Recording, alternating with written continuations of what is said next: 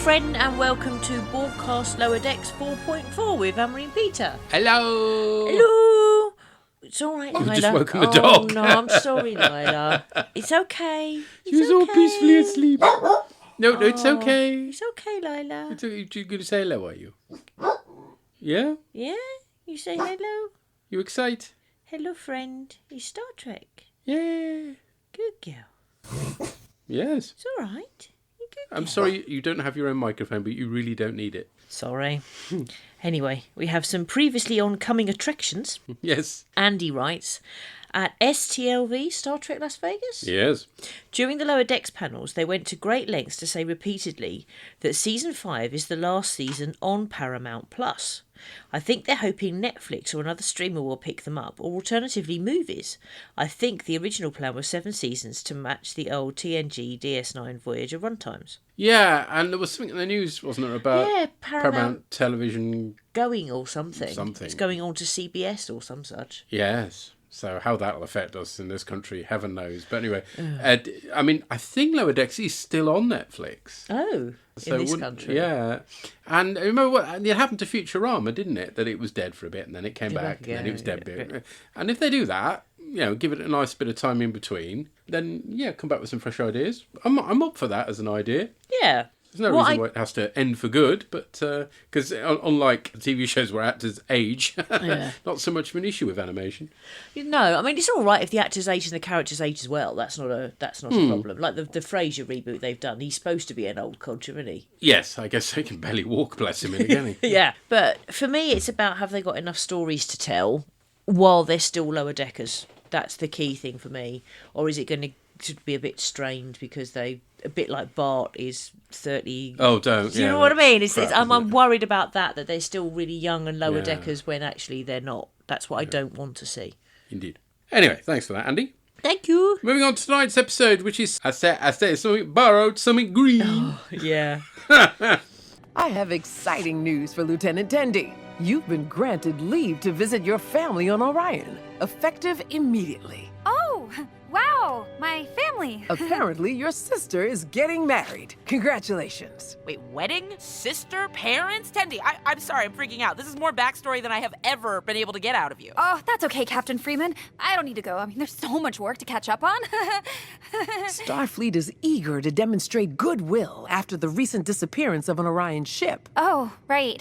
If it's to help Starfleet, I guess I could go. So you start with the lower deckers on an Orion ship. Yes. Yes, Lila. Yes, Lila. Yes. It's an Orion Interceptor, which was last seen in Enterprise, apparently. Ah. Yes. Yes. She's seen it. We really need to microphone her up, don't we? We do. And there's a guy there who says, he's going to get a tattoo when he gets his first ship, and they're all like, you're not getting a ship. That's just so not happening. And then they're talking about somebody they idolise who's got these metal plates on her head. It's the captain. And he's just like, oh, yeah, I'm going to do that. And then she's like, have an original idea. And he's like, no, I'm a pirate, I steal. So then they describe him as an Orion plagiarist. That is a good line. You like it. It's also good reminding us that this is an ongoing plot, because this was the mystery spaceship wasn't featured at all in the last episode. So. The captain goes to board the mystery spaceship, but it zaps them. That's your teaser. And then Tendi has done all her jobs. Doesn't quite know what to do, and then the captain appears and says she's been granted leave to see her family for her sister's wedding. Mariner and Telen really want to come, and I like this choice. Like, we know so little about the Orions, and it's so sweet that she's like, I really want to come, and then Tendi's like, no, you can't come. Which is a bit sad, but eventually she relents. Meanwhile, Boimler and Rutherford are getting on wonderfully, but then argue over who's going to mist the bonsai. Oh, well, because of course. It's always the little things. All the little trees in this case. Yeah. Meanwhile, the rest of them are, the other three are on Orion. And in orbit of Orion. Yes. We see an Orion barge. Guess what? The last time we saw one of those? Enterprise. They did all the Orion stuff in Enterprise. Fair enough. Maybe we should do Borgcast Enterprise. Well, I wouldn't mind. Really? Yeah, I told you I like it. You were the one who didn't. Yeah, I didn't. But, well, maybe. I mean, season 3 is really good. Yeah. It's just been unfortunate you've got to get through 2 seasons to get there. And then season 4 is a bit... And the finale. Oh, my life.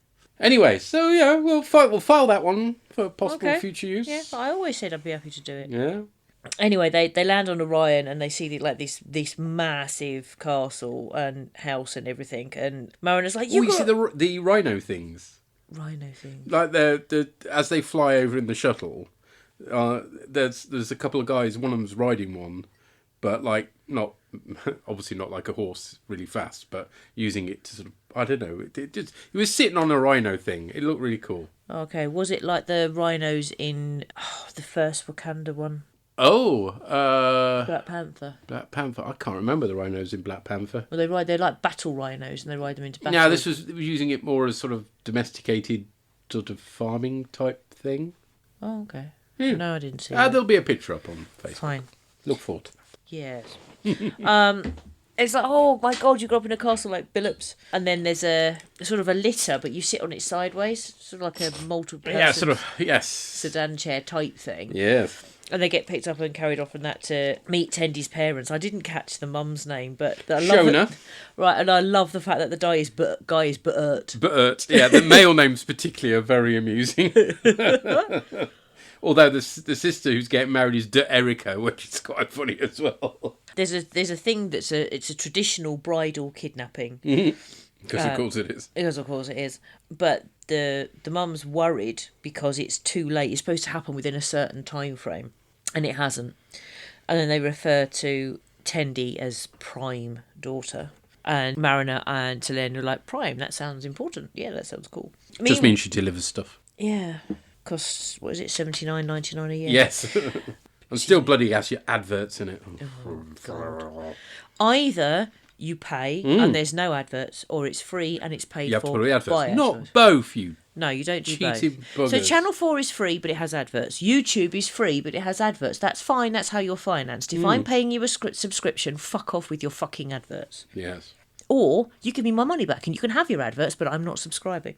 Are you listening, Amazon? Are you? I bet you're scared. Or Disney Plus are going to do the same thing as well. Are they? Yeah. Oh, bloody hell. Anyway, Boimler and Rutherford are on the holodeck, and they've both appeared as Mark Twain. Yeah. Now, I have to say, I personally think that Rutherford wins the Twain off because his implant looks like a monocle. It does, he sort of twists it, doesn't it? Yeah. I think because the monocle for me makes it. I think Rutherford is a better Mark Twain Now, of course, this has a bit of Trek pedigree. with the Data episodes, isn't it? Yes. Times Arrow, I want to Yeah. say. Yeah, because he's in that. But, and I only found out about this recently, the whole Mark Twain always appearing in a white suit. Yeah. He wore a white suit once. Really? Yes. But it kind of was so iconic that people can't imagine him wearing anything else. But literally he only did it once. Oh. So it's a bit inaccurate for them to always be wearing white, but it's what people expect now, so they have to. Oh, right. It's become kind of his image. Yes, his thing. But it wasn't back Right. when he was alive. Meanwhile, you've got Tendi and Mariner and Selene going to try and investigate what's happened to Tendi's sister. And so they're going into this nightclub. The slit throat bar. And they have a dress code, which is basically low-cut tops and hot pants, really, isn't I it? approve. And then they're like, oh, why don't you tell me about this? And then it's like, how are we going to get in there? And then Tendi appears, and this is the first time I think we hear that she is the mistress of the winter constellation. Yes, I'm not sure if that's been mentioned before or not, but yes, lovely. And sort of bow down to her. And they're all like, what are you doing? And then this woman appears and throws a knife, which misses Tendi and hits Mariner. Yeah, that's a running thing. Yeah. And then they have a drinking contest involving a scorpion? The murder bug game. Yes, I love it. Mad. To get some information. It was kind of Indiana Jonesy, wasn't it? It was. Yeah. It was. Yeah. but sci-fi version. Yeah, and with a bug in it. But yeah. But yes, it did make me think of Indiana Jones straight away. And anyway, Tendi wins, obvs. And so she gets the information that she needs. And so they leave the club to go investigate further. The two Clemenses have moved on to complementing each other, and they realise that they can get on as twains. They're called to the bridge, of the Cerritos rather than the steamboat. The ladies are in a pheromone dungeon, which is quite the sight. You know, this is really the sort of thing they would never get away with in live action, isn't it? It's just sort of all these guys in these posing pouches. Oh, my life. Dancing in cages. Yeah. Tendi spots Niall, or whatever his name is. Nearly Nigel. But he's defended by an older Orion called Ingrida, whom Tallinn insults. A second thrown dagger hits Mariner as a result. We're learning far more about Orions in this series than we did in all the other Treks put together, possibly because you can get away with more sexiness in the cartoon. I think so. Tendi defends them from 3 hunky Orions with a spray of anti-pheromone and threatens to spray it on everybody. All I have is my stink, Ingrida confesses. Niall confesses he's been a mess since Derek got engaged, but his reaction was to get addicted to the moans. The crew of the Cerritos are in dispute about who has rights to scan a once-in-a-lifetime oscillating nebula, wow, TNG, with a Chaunoff called something like Cocker, but with Q's. I don't know if that was intentional. He's voiced by Eric Bowser, who does a bunch of voices on Star Trek Prodigy. Mm-hmm. Of course, the Chaunoff featured in Next Generation Season 3's Allegiance. You're looking at me very blankly, because it's not a very memorable episode, to be fair, actually. It's the one where Picard is imprisoned, and there's a Chaunoff, and there's a couple of other characters, and they don't know who's imprisoned them, and you're still looking at me blankly. Is it the one where the race is always being invaded? That one? Yeah, one of them is the one that always, surrender. Yes, the surrender monkeys. Yeah. Yeah. Yeah, that's the one. It's not a great one, as I say, which is unusual because, Season 3 is pretty strong for the most part. Because what it reminded me of, but I don't know, it could be a completely unrelated species, but in Star Trek 6, when she changes into the sort of monster thing. Oh, It reminds me of that. Yeah, it's a bit Chaunoffy, you're right. Yeah. Rutherford and Boimler employ the Samuel Clemens solution to try and make peace with the Chaunoff, with Cocker and Freeman donning the white wigs and suits. Unsurprisingly, this does not work. Yeah, wonder why. And I love the fact that, he's like, oh, you've got to do a southern accent. And then he says, I am from whatever. That was a southern accent. Yes, this is a southern accent, yeah. In the spaceship graveyard, Tendi takes her friends to the remains of a Raven-type ship, like what Seven of Nine's parents had. I said when it came out, I said, do you recognise that, Reed? She gave me the blank look. Is that, no? But it's from a Voyager episode, so that's why. Oh, right, so that's why you didn't get angry and tell me I should know because Armin Shimmerman. Exactly. I mean, if it had been something from a Deep Space Nine episode, I would have been rightly angry with you, but yeah, it's Voyager. Well, there will be ships that have come up in Deep Space Nine once that I'm not going to remember. To be honest, this is the blandest of bland Trek ships ever. So even more than the Tellarite freighter that appeared fucking. No, as in Federation ships, I should have said. Okay. Because it's literally it's a box with a couple of nacelles on it. It's really not exciting. In fact, a runabout is more interesting a design than the Raven. But there you go. Yeah. The Orion confesses that she was trained to be an assassin, which comes as no surprise to her crewmates. Derricka turns up having kidnapped herself, and Mariner That just made me think of the Big Lebowski. Yes! When they said the line. She kidnapped herself. Well, sure, man. Look at it. A young trophy wife in the parlance of our times, She owes money all over town, including to known pornographers. And that's cool. That's cool. I'm saying she needs money, man. And, of course, they're going to say they didn't get it because she wants more. Man, she's got to feed the monkey. I mean, hasn't that ever occurred to you, man? Mariner takes cover when a blade is pulled, but it bounces off a wall and still hits her, because of course. Upon hearing they have a bonsai, Cocker eats it and lets the Starfleet crew scan the nebula in return. The boys are naturally devastated. Yeah. It's a very, very slight B-plot, isn't it? But there we go.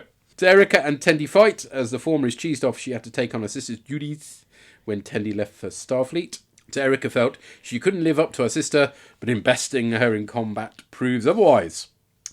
Nearly late for the wedding, they hotwire the Raven type, and rather sweetly, Tallinn throws her report away out of friendship for Tendi. Oh, sweet. Tallinn is lovely. I love Such Tallinn. a great addition to the show. Yeah, but also as well, it seems to me that it's been a while since we've had in Trek in terms of when it's aired, not when it's set, but when it's aired.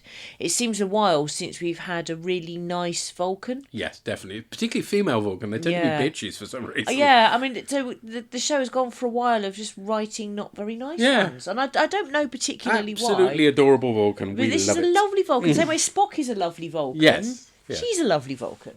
The ship does a crash, but they arrive just in time. Back on the Cerritos, there are photos of the rest of the Orion trip to be shown, including another stabbing of Mariner. Yeah. The boys, meanwhile, having been banned from using Samuel Clemens' program, are now solving their problems as Mozarts, because of course they are.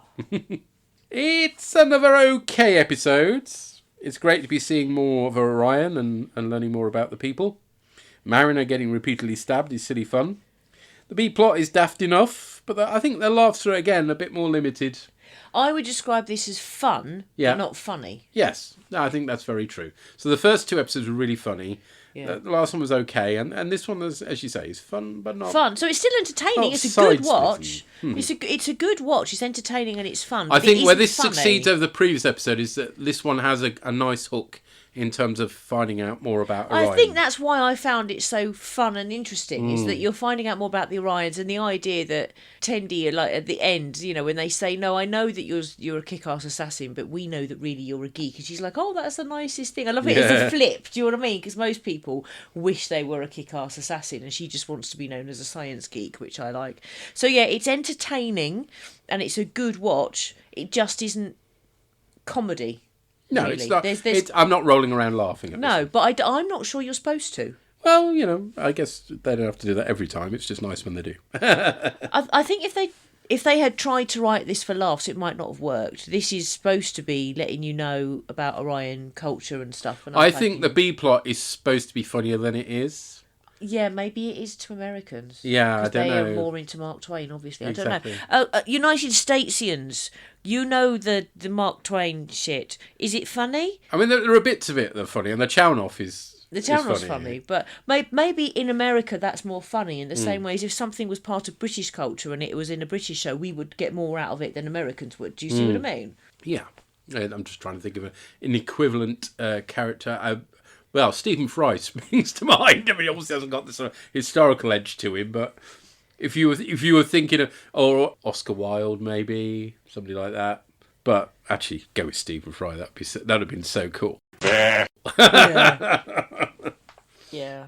Or, you know, if they'd done Churchill, he's so... Oh, no. It depends what they've problematic. done. But I mean, it'd be interesting though if there's any... I mean, obviously Samuel Clemens was of his time as well. But yeah, so there would be something problematic about him. Because... Yeah, but I'm pretty sure he wouldn't be quite so imperialist, one would hope. But anyway, let's find out what Llama God thought. He bet he wouldn't have liked that Churchill idea. No. I'll tell you that now.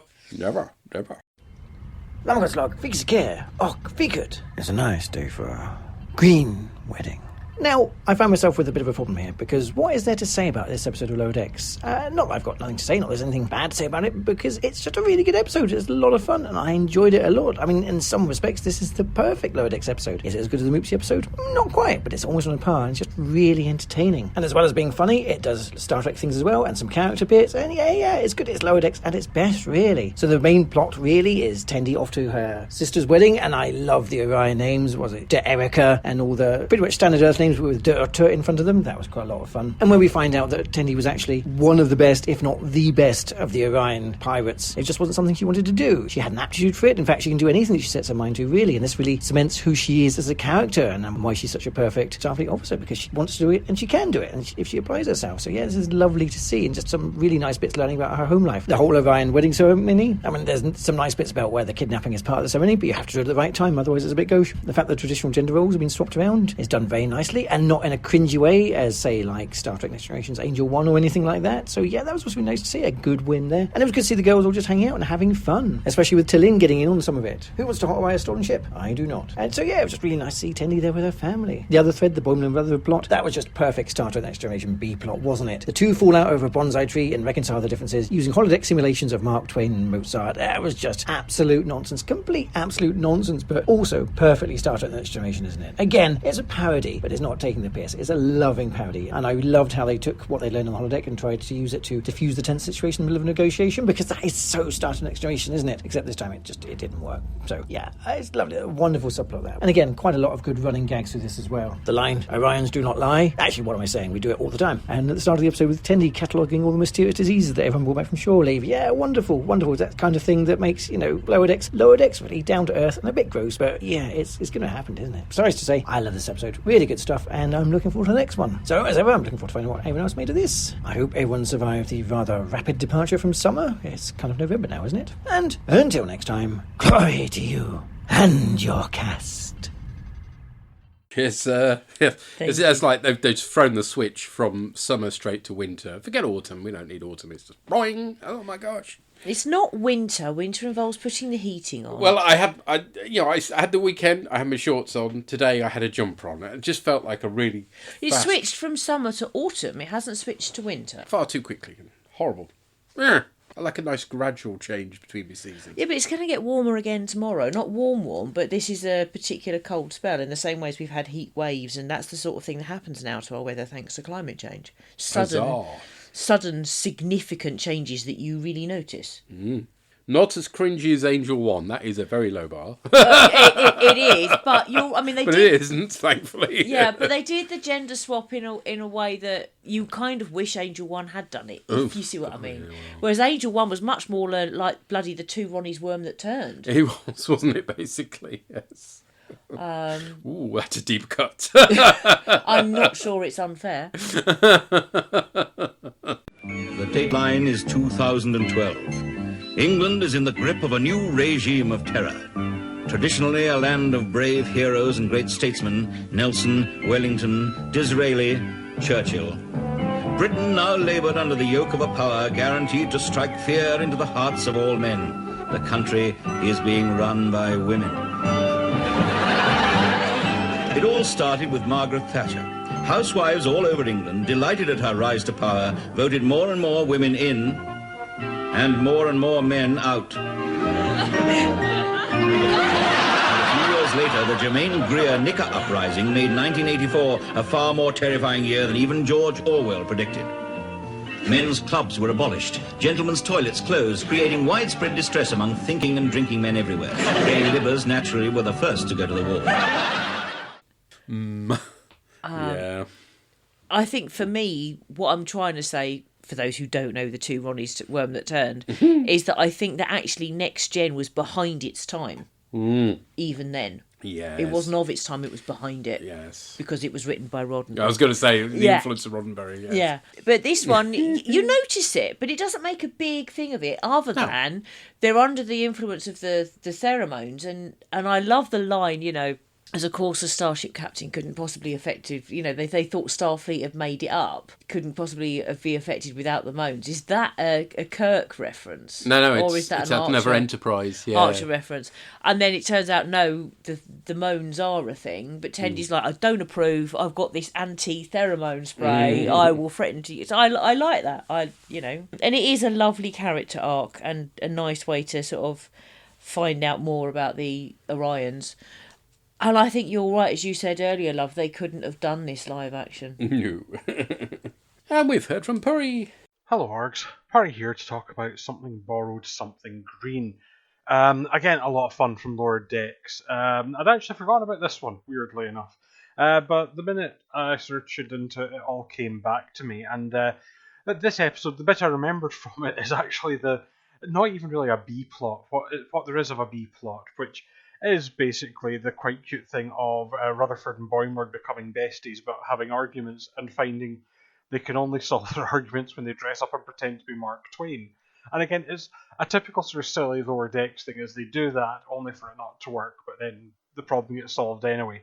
And I did like the idea that they've been banned from being Mark Twain now. But like I say, that's almost just fluff. And, quite like when the guy ate the tree and Freeman says, yes, you're very imposing, and thank you. But obviously the main part of it is Tendi has to go and attend her sister's wedding, and I love the jokes about how we don't know much about, all the ones about we don't know much about Orion. It's we've never seen anything of it, and of course it's implying that no one in the Federation's seen it, but it's really speaking of us as the viewer. We've seen Orions, but never seen the home world, never really seen much of the culture. And we got a lot of Orion stuff in this. We got a cool Orion spaceship at the beginning. I like that. I do like seeing, a bit like we saw, I think it was last season before, where we saw the lower deckers of different ships. I quite like that. And then we have the we have the wedding, so we get Tendi playing down. And again, we've seen this with Tendi before. None of this is strictly new or original stuff. We've seen Tendi kick ass before. We've seen that she's definitely got some, sort of higher standing in Orion culture. And of course, what I liked about this was they didn't just leave it as a mystery. You find out she's related to a big syndicate, and she is the mistress of the winter constellations. But I also like the fact that she, yes, if I was to criticise, I'd say her talking it down was getting a bit tired. But for the most part, I really enjoyed them going around. Mariner's reaction to a lot of the Orion stuff. Mariner's just having fun. Aside from getting stabbed a lot, she could probably do without that. But again, a running joke that I think just managed to keep on the right side of welcome. And there were lots of fun visual gags. The first time Mariner's stabbed and she pulls the knife out, and a little glass jar, like fishbowl, gets put around to put the knife in. Things like that just make me chortle. The fact that the knife kept hitting the same spot, and when she's ducking down, hiding as the fight's happening, it hits her. Son of a bitch. That was fun too. And so yeah, just lots. Again, nothing really absolutely amazing, but lots of fun stuff. And again, the nice heart of Tendi. She always wanted to be in Starfleet, and you do have this idea that her sister had to take her place to an extent. I actually thought they were going to go that maybe her sister wanted to join Starfleet, but just that Tendi was a big shadow, rather than or she felt abandoned. And it didn't quite go down that you abandoned us all and now I have to fill the spot. It was like I wanted to be that and it was always you. So kind of took an interesting turn to that. But again, I suppose why this one didn't stay too memorable, because none of it really was. There were lots of little bits. Again, I like T'Lyn the Vulcan. I like her. She's been really quite fun. Just the dry sort of logical one-liners, but how at the end she does kind of say that no research collected without the consent is not logical, because Tendi doesn't want. Tendi's always been nervous about her Orion heritage and playing it down, and I did also like actually Mariner saying, "Oh, I'd love to go to an Orion wedding. I've put my foot in it enough. I'd love to know more about your culture." But of course, Tendi is saying her culture is being in Starfleet. So it's this level of dichotomy, some character stuff happening there, but with plenty of laughs, stealing a spaceship and that sort of thing. So yeah, overall, another good one. I actually don't think there was a duff note in this season. I could be wrong, but so far, all been great stuff. So all that remains for me to say is do keep up the good work. I always look forward to the podcast, and I hope to be back to the next one. But until then, bye for now. Bye. Yeah, it's interesting what you say about how Tendi's culture is Starfleet. I think sometimes people migrate. If you think of Tendi having migrated from an Orion culture to Starfleet, we obviously we're thinking, and not in terms of planets, because we're not in that world, sadly, but in terms of continents, whatever. Sometimes it's because they don't like their culture and they see something they like and acceptance in a different culture. And sometimes it can be for like really horrible reasons, like persecution in their existing culture, particularly if somebody's LGBT. And sometimes it's just about a misfit, and sometimes it's just, I want to do something different, explore things in a different way, and I'm happier in a different culture to the one that I'm born in. And it doesn't necessarily mean there's anything wrong with the culture that you're born in, because Tendi doesn't try and say, oh, Orion culture is horrible. What she's saying is it's not her. Yeah. And yes, I do like Marin is just having fun when she's not being stabbed. But even that, actually, she takes quite lightly, I think it's fair to say. She's almost sort of like, oh, cool, but, And, T'Lyn is definitely the highlight of the season so far. I would say she's the highlight of this episode in particular. Yeah, she's amazing. I love her.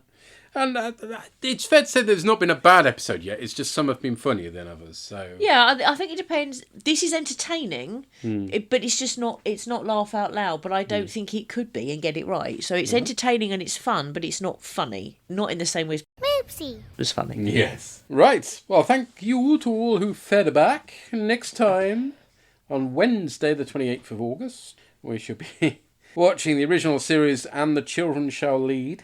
Oh, God. Yeah. I think I might need a keg of beer.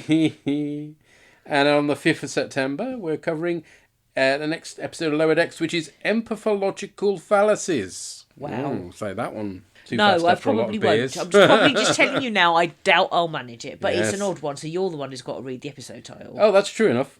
There we go. No idea what happens in it. Looking forward to being pleasantly surprised again. Yeah.